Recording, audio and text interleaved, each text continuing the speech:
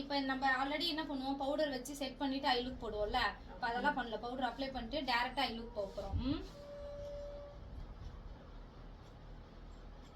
எப்பவுமேமா light makeup இருந்தாலும் I look நல்லா பண்ணிக்கோங்கண்ணா.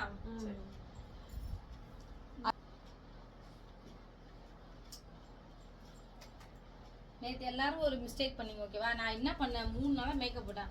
Eyebrow brush எடுத்துட்டு வந்து மேலே ஆர்ச்லேருந்து இப்படி கீழே வரணும். எல்லாம் இப்படி கொண்டு வந்தீங்கன்னா இந்த ஐப்ரோ எங்கே போய் வரையுது ஓகேவா.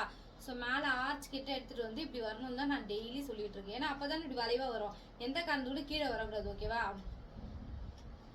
அந்த ப்ரஷ்ஷை வச்சே பண்ணணுமாக்கா? ஆமாம், அடுத்தது அப்புறம் தான் இந்த ப்ரஷ் வச்சு பண்ண போகிறோம்.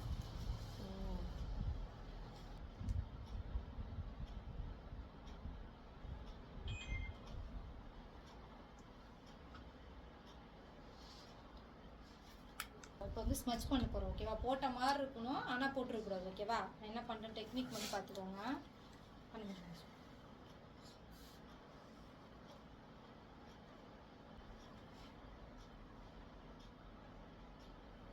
லைன் மட்டும் தானே போட்டேன். இதுவும் ஐ லுக் போட்டோ எடுக்கும்போது சூப்பராக இருக்கும். அந்த ட்ரெஸ்ஸு கரெக்டாக மேட்ச் ஆகும்.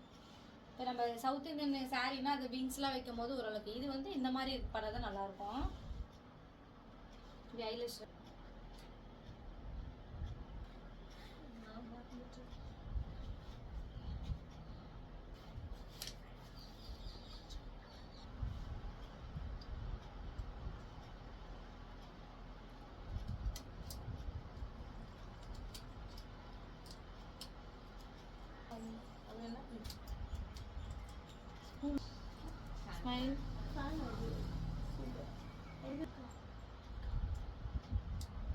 ஹைலைட் மட்டும் கொஞ்சம் போட்டுக்கோங்கம்மா, க்ளோவா இன்னும் கொஞ்சம்.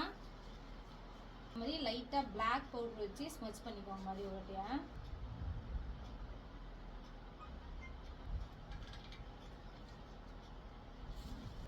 நீங்க ஜெல் யூஸ் பண்ணி ஸ்டிக் யூஸ் பண்றீங்க? 2 காஜலும் நம்மகிட்ட இருக்கு.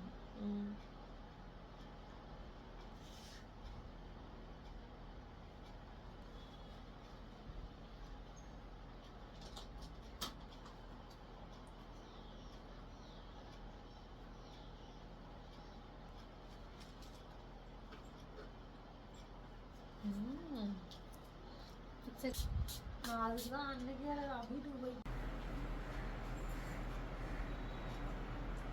ஸ்மைல் பண்ணு.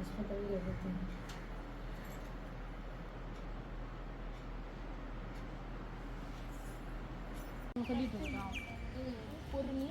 பொறுமையா இருங்க. மஞ்சள் தண்ணி கூட இப்படிலாம் இறங்கலையே. பூ வச்சுட்டு அப்படியே இப்படி ஸ்மைல் பண்ணிட்டு இப்படி சிரிச்சுட்டே இறங்கிட்டு ஓகேவா. ஆனால் ஸ்மைலிங்கோட அப்படியே இறங்கிட்டா வரும்போது அப்படி ஸ்மைலோட இறங்கிட்டேவா.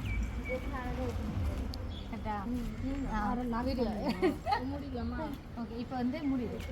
அதை அழகாக அப்படியே வீடியோ எடுத்து இப்படி இறங்கி நான் திறந்தோன்னே இப்படி அப்படியே இப்படி ஸ்மைல் பண்ணிட்டு இறங்கி வந்துடும் ஓகேவா. அவ்வளோதான்